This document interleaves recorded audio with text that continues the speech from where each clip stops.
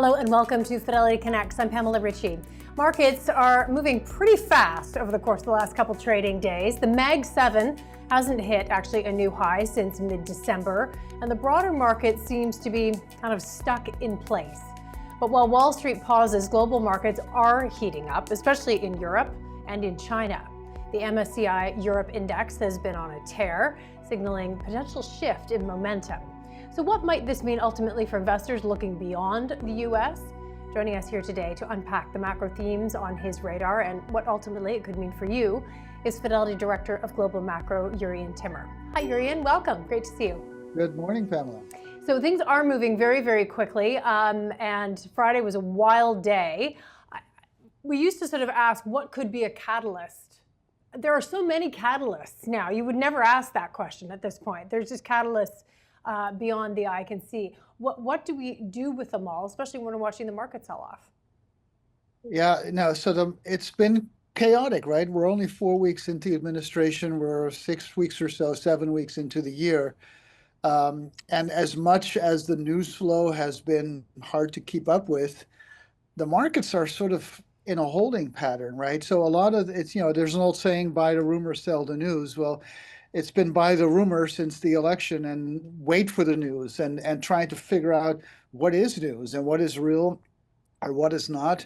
What is a negotiating ploy? What is four-dimensional chess, in terms of the political environment? And it's clearly a strategy by the president to create sort of a sense of chaos, if you will, that you overload the system with so much news flow or data that no one really knows what's real and what's not, and that keeps your adversaries sort of looking for direction.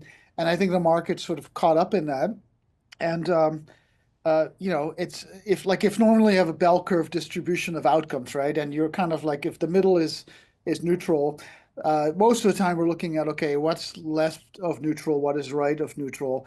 In this case, I think you have to go all the way to the tails, right? And so the argument can be made that what's happening in Washington and around the world could be good, right? I mean, maybe the world grows stronger out of this. And we saw the election in Germany yesterday going from, center left to center right, not hard right, but center right. And maybe Europe is waking up to, the notion of we need to grow faster to get to keep up with the debt or spend more on defense. So European stocks all of a sudden are running, but it's it's sort of this roller coaster ride. And the old saying by one of my favorite authors, Joseph Campbell, is you gotta break a few eggs to make an omelet. And I think the market is sort of they went in after November. You look at the fund flows, which I don't have today, but if you look at them, very, very strong inflow. So the Trump trade was being bought up, but now we're in February, and I think the market is sort of hanging on this roller coaster ride. And if you're in, you don't really want to sell because what if it all turns out okay, or even better than okay? But at the same time, if tariffs are not a negotiating ploy, but the start of a stagflationary trade war, well, that's not good, right? Then you have less growth and more inflation. And so I think at this point, the market is just, okay, we're hoping for the best. And like you said, the equal weighted index, which I'll show you on slide 2, it made its high in November. And it's been sort of trading sideways, and 52% of stocks are above their 50-day moving average, and 62% are above their 200-day moving average. So there's a lot of churn going on. And this is not a great chart, but it's not a terrible chart. And so that's mid-November. And if we go to slide 1, the Mag 7 hasn't made a new high since December. And so again, that's not terrible. I mean, the market can't always go up. So price discovery goes in lumps, and right now the market doesn't really know what to make of the price discovery. Right. Is there something to discover or is there not? And I think we're kind of there, and there are some interesting parallels to 2017, which was, the Trump 45. And if we go to slide 10, I'll show you the US dollar, which obviously everyone in the audience is always very interested in. But even there's some parallels, right? So the dollar, so part of the Trump trade, at least as it's perceived, is, stronger dollar, unleashing of animal spirits, of tariffs, which tends to, might favor U.S. markets over international markets. But uh, it doesn't always turn out that way. And in 2017, you can see in the box there, the dollar peaked on January 6th, if I'm reading my own writing correctly. That's right. And then it went down for a year. And right now the dollar peaked on January 17th, and it's slightly down, not a lot. So it's interesting how what seems obvious often isn't. And knowing what's going to happen next is one thing, but it only gets you so far because you also have to know what's been priced in. And so far, I think the message is that quite a lot has been priced in, and now we have to just see how the cookie crumbles. Do you feel that there is new leadership within the equity market at this stage? I mean, the deregulation story seems to be a bit of a guiding feature for a number of different sectors that did not have that, before Trump was elected this second time round. So is there new leadership partially based on deregulation? Yes, and if you look at the financials, they've been on a tear. And even before the German election and before European stocks started trading off, and we can pull up slide 3 here, the European banks were already, kind of getting on fire a little bit. So this is part of yield curve steepening. It's part of, central banks being done raising rates. But I mean, look at the MSCI Europe. I mean, that's a great looking chart. And frankly, I'm so far being proven wrong that a global rotation can only happen if the Magnificent Seven give up the ghost, if you will. And I'm very happy to be proven wrong because I know a lot of people, including my colleagues, are positioned for rising markets, so the beta side, and they're also positioned for better performance from international markets relative to the US, and that's the alpha side. So my sense is that if the alpha is going to work global versus US, then the beta is not going to work because the Mag 7 are so top heavy that if they get rotated out of, they'll drag the markets down. And so you only get the alpha and not the beta. Right now, there isn't much beta, right? The US markets are kind of in a holding pattern, but the alpha is working, right? The MSCI Europe is up 9% year to date. Emerging markets 5.6, and the S&P is up 2.2. So happy to be proven wrong on that side. Whether it lasts or whether it's just a trade, obviously remains to be seen. But within the U.S., the financials have really stolen the show here. Their earnings have been good. And remember, while we were always fretting about Fed rate hikes and inverted curve and historically how bad that is for financials, which historically it has been because it inverts the net interest margin for banks, and then they don't lend anymore, and then you get a credit crunch, then you get a recession. This time around, bank deposit rates never caught up to the overnight lending rate, right? So even as the Fed was at 5 3/8 at its peak, the big banks were paying 0.5% on their deposits. So the banks never really had an inverted curve unless you were maybe a smaller community bank, but the mega banks certainly did not. And now with the back end rising and the front end coming down, you even get more fuel. So that's kind of the leader right now in the US and globally. I think Europe, and we all know the story, right? President Trump has put NATO on notice that the US may not defend them. They're now buddies. Putin is now buddies with Trump, and I think that in many ways is terrible. But that's not my place to even have an opinion. We got to figure out what it means for the market. So if Europe all of a sudden starts spending on defense and infrastructure and supply chains because it has to compete and it has to bring its defense spending from 2 to 5%, you can see what happens to the defense stocks in Europe and to the European stock market in general. And then on top of that, you've got the story in China, which is slide 4, I think it's no coincidence that Fascinating. last week there was this meeting with Xi Jinping and Jack Ma of Alibaba was in the room. A month after we had the inauguration in the U.S. with all the tech bros in the room, and so maybe all of this upsetting of the world order financially and geopolitically puts a little bit of a light under people's behinds around the world to be more pro-growth as well. And so maybe the election in Germany with the center right now, the CDU winning, maybe that's another example of that. So that's kind of the glass half full way of thinking about it. It's sort of move fast, break things. This seems to be the motto in Washington, and I've heard it likened to, are you going to hire Boeing or SpaceX to build your aircraft? And and I think that's sort of this hyperspeed mode we're in, and when you move fast, things will get broken, right? And you hope that with the Doge chainsaw coming down, that it's only the wasteful stuff that gets cut, but not a lot of collateral damage in addition. And I think that's kind of what we're all waiting to find out. A lot of ink was spilt this weekend over the so-called Mar-a-Lago Accord, which was broken on Friday, I think by someone well, Jim Bianco. This is just broadly allies kind of paying for the defense protection they get from the U.S. via trading in their treasuries for ultra-long bonds. That would be a shakeup to the way things are run. What do you make of that?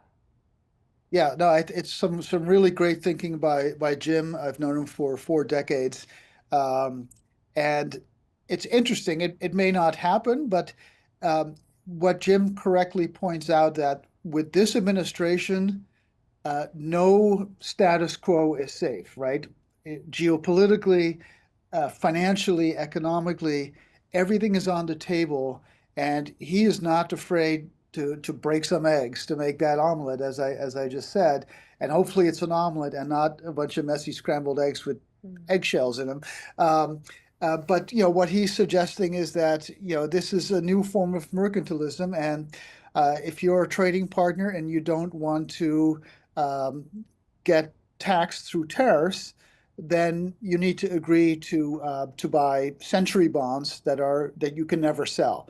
Now, again, I don't no idea if that's going to happen, but the way of thinking about it, that nothing is sacred, or no status quo is safe from disruption. I think that's a very good way of thinking about it, that everything is on the table. And so I don't know if that's going to be the bargain, that if you're a trading partner, and obviously this world order we've been in really since Bretton Woods, in the 40s, is that the U.S. consumer reigns supreme, and we've sent jobs and supply chains overseas, and that's hurt obviously the people who have now voted for Trump, but it's also helped people by lowering prices and things like that.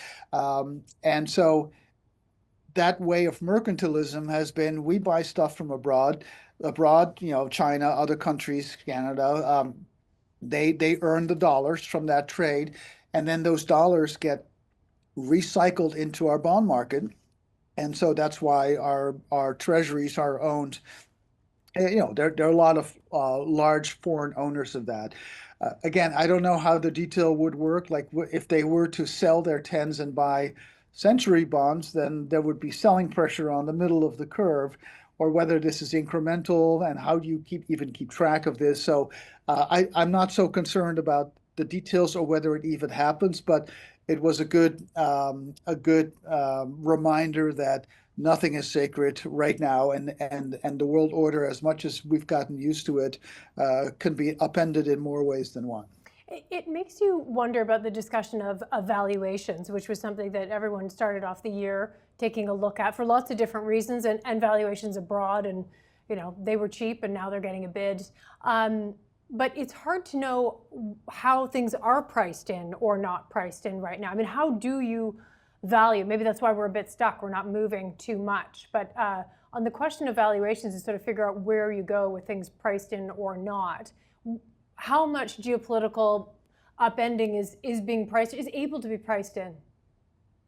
Yeah, so if we go to slide 6, it's a great question. And ultimately, stocks are long duration assets, right? So if you look at a discounted cash flow model, you plug in 5 years of expected growth in earnings or cash flows or what have you. And then after that, you put in terminal value, which generally speaking is the long run growth rate in nominal GDP, which tends to be around 6% or so. So these are not short-term assets, and a lot of stuff can happen over the short term. But I think this chart is interesting because it shows on the horizontal axis the 5 year annualized cash yield. So in other words, what are earnings growing? How much of those earnings are being returned to investor via dividends and buybacks? And then on the vertical axis, you have the forward PE. And what you can see is that the US clearly is the outlier, other than India, on the PE side.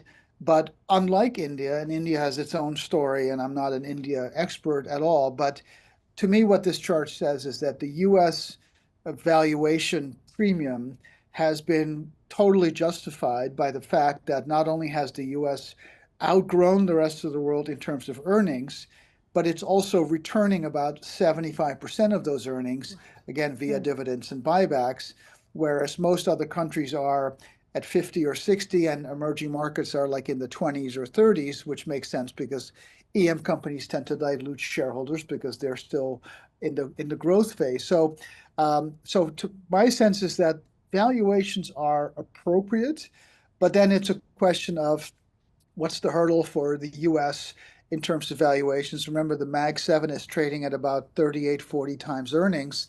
The broader market's trading at about 22. Ex-US, the world's trading at around 15 or so.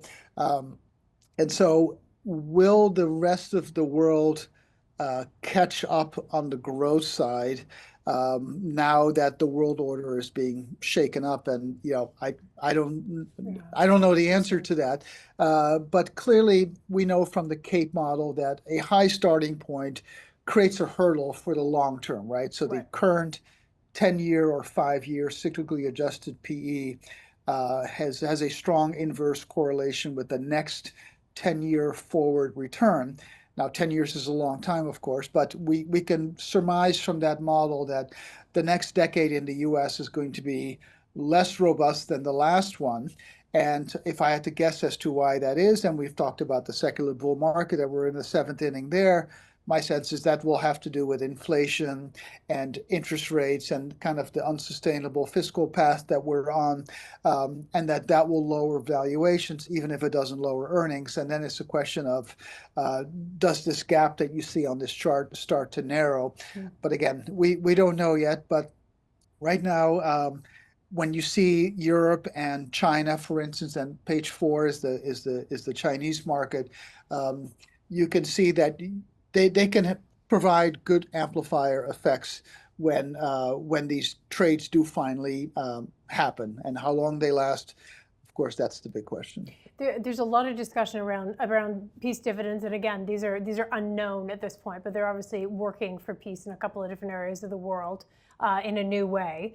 So Europe, when you think about even what Russia has to offer, who knows what that deal will look like, but I mean, it would affect things like the oil price if suddenly there was new oil available to the global market in a different way than it has been if certain sanctions were lifted. Is this part of an EM trade, or is this more of a European trade, actually? I think right now it's a Europe trade, but the earnings have to follow through, right? So if we go to page 8. You can see the earnings squiggles for the S&P in the blue on top, and for the MSCI EFA index in the pink. And you have to kind of squint to see it, but you can see obviously how stagnant international earnings have been for so long. But the squiggles are kind of moving up a little bit, and whether that's dollar related or just the financials doing better, and of course international markets tend to be a little bit more financial and value heavy. it's a potentially good sign. So I think right now Europe, especially Europe, I I think is in the hot seat because they're going to have to do something, right? If Putin and Trump become friends, Europe needs to fend for itself more, and that means more defense spending, shoring up supply chains, and even maybe drilling for more gas on their own. So to me, it's hard to make a bullish case for oil and gas because the supply is only likely to rise also in the US. But if we take the same chart and go to the next one, it's the same squiggles, but now for emerging markets, you can see how much weaker the EM side has been than the EFA side. So to me, the China story notwithstanding, EFA I think is lower hanging fruit in terms of where do you want to be internationally than EM. But again, having said that, if the dollar is really, if it's peaked, and we don't know if it has, but it certainly has put in a short-term top, and it seems like nobody in the White House wants a strong dollar, then that could add some currency translation effect. And if we go to slide 7 for a moment, you can see the rate of growth in the forward estimates is perking up outside the US, while in the US, the earnings growth cycle seems to have peaked, by which I don't mean to say that earnings have peaked, they haven't, but the growth rate in earnings seems to have peaked. And just to illustrate in this chart here, how fast these things can change, right? The bottom panel shows the year-over-year excess return between the MSCI World ex-US versus the US, and the annual spread has gone from -16 to -7 in a matter of a few weeks. So that's how quickly mean reversion can happen, but it's a frustrating exercise because you don't know when it's going to start and from what level. And once it goes, it happens so fast you barely have time to keep up. But so that's my sense on international. Again, so far at least, I'm happy to be proven wrong that they can only outperform in a down market. I hope that is not the case because we want up markets and we want the alpha to kick in as well. And I'll just show you two final charts on this earnings side on 11. So why am I saying that the earnings cycle may be peaking at least on a growth basis? So this is a chart I've shown many times, of course. It's the contribution from earnings and the contribution from the PE side in terms of the bull market. And as we have talked a number of times, 23 was the first year of the bull market where price as usual leads earnings. So that year, all the action came from multiple expansion because earnings were flat to down. Then in 2024, the market was very strong, stronger than I had expected, because both earnings grew and the PE expanded. My sense a year ago was that 24 would be a year where the baton would get passed from the PE side to the E side, and that the E would have to do all the heavy lifting. And that turned out to be not the case. The E did a lot of lifting, but the PE really added to that.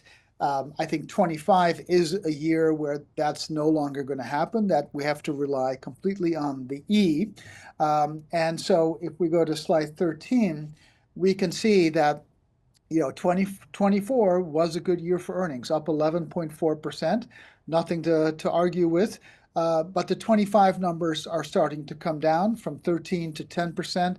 10% is still quite robust. So I don't think earnings are peaking in absolute terms. But my sense is that the growth rate is probably cresting here. And if that's happening while the growth rate in the rest of the world is coming off of lower levels and improving, then that maybe will be the catalyst for a fundamental support for a rotation out of the U.S. Yeah, that is absolutely fascinating. And where does Canada fit in there? Are they in the global side of things, or are they more analogous to EM because of the connections to commodities? Yeah, they're sort of in the middle, right? Yeah, I mean, obviously, as a U.S. trading partner, the currency, the Canadian dollar versus the rest of the world currency, not the U.S., can do its own thing. But if the dollar has peaked, then the Canadian dollar should probably start to improve. But obviously, the tariff situation looms large. We still have a few weeks to resolve that. But the EM angle that has always affected not only Canada, but like Australia and New Zealand, I think had more to do with the fact that in the last, 15 years or so, or 20 years, whenever China decided to stimulate, they would build things, right? And then you would need the raw materials and the natural resources. And of course, Canada is a huge provider of those.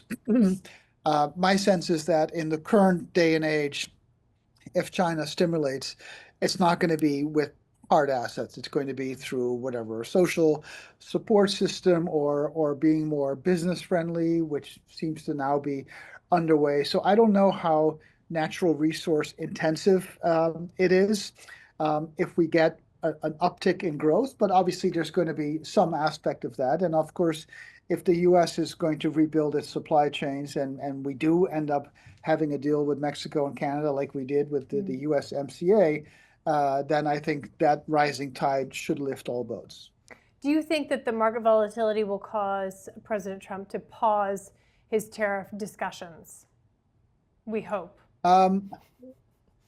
Not at this point. Okay. So obviously Friday was a big down day, but the market is not really that volatile yet, right? So you look at credit spreads, very well behaved. You look at the equity risk premium, still at about 3.5%, bottom 10th percentile. You look at the VIX, it's at 15 or so. So if I were the president and I'm just looking at a screen of the major indices, like I'm not really seeing that much to be alarmed about, which I think gives him license to keep going. And so I think the White House or the cabinet is correctly focused on long-term rates, because that really, to me, is the main indicator, right? Because if the term premium rises and it pushes long rates up to 5 or above, you have a fiscal mess because you gotta pay for all the debt that's already out there and the debts that still to come. And then you have the risk-free asset really competing with the equity markets for return. So keeping that yield down, I think, is sort of the main thing. So maybe they'll look more at interest rates or long yields than they do at the stock market, knowing probably correctly that one is going to drive the other. And I think the stock market is just, they've seen this movie before, right? The last time the world didn't end, which doesn't mean it's not going to end this time. But I think the market is just kind of, they're buckled up, they're on the roller coaster, they know it's going to be a bumpy ride, and everyone is sort of crossing their fingers. Okay, you may have answered this question and exactly your answer there, but I'll put it to you. What is your perception that the U.S. perhaps will isolate itself enough from the rest of the world, given how certain leadership has upset some of their traditional allies? You may have just said it there, but yeah, just a quick comment. Yeah, we don't know, right? I mean, just because Zelensky is being overlooked and Putin is now apparently in charge, that doesn't, I mean, it's obviously very disruptive, but whether that's long-term disruption or whether other things come out of it, I mean, Europe will always be Europe. And in a way, like if the training wheels come off, that can be a good thing, as disruptive as it is, because Europe is on an unsustainable fiscal path, right? And they are much less able to grow their way out or to keep up with the debt. Like the US is able to do it, but in Europe, like in Canada, everything is through consensus politics. Nothing gets done, and it takes like regime changes via elections, which is what we saw it in Holland recently. Now in Germany, you see it in Italy, and it's a slow-moving train. But ultimately, we're on an unsustainable fiscal path around the world, right? Not just the U.S., but Canada, Europe, China, Japan.